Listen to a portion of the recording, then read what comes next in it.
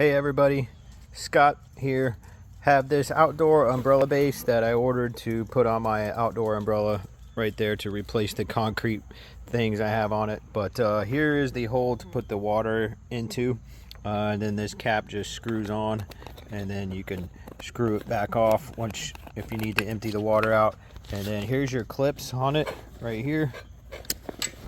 And then this is your Velcro part to open it up so it goes around the pole right there. And then you've got this handle right here if you would need to if you want to carry it that way for some reason. But as I mentioned, this Velcro does come undone, so you don't have to take your take your whole pole apart to get this around it. Here's the back side. So, and then you've got zipper right here. It comes undone too. Looks like it in case you needed to get in there for anything.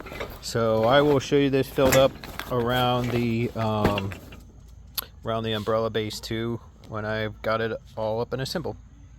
So here's the Velcro undone at the cantilever opening. I just wanted to show you that it is pretty strong. I couldn't get it with one hand, so that's why I had to go off camera for a little bit to do it. But just wanted to show you the Velcro on this opening so you can. So I got my hose in here, filling this up. Kind of moved the bladder around a little bit, just by moving this bag around with my hands to kind of open up the bladder. But as you can see, I got the hose sitting in there with the water turned on.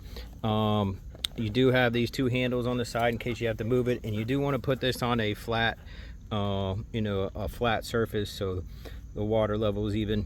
There is the Velcro attached around the pole.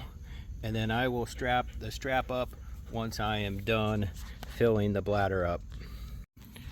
So I got this full, got the cap screwed on. It is pretty, water is distributed pretty even. I did, have to adjust it a little bit using the handles or picking up the sides a little bit. And then here's the strap over here on the side.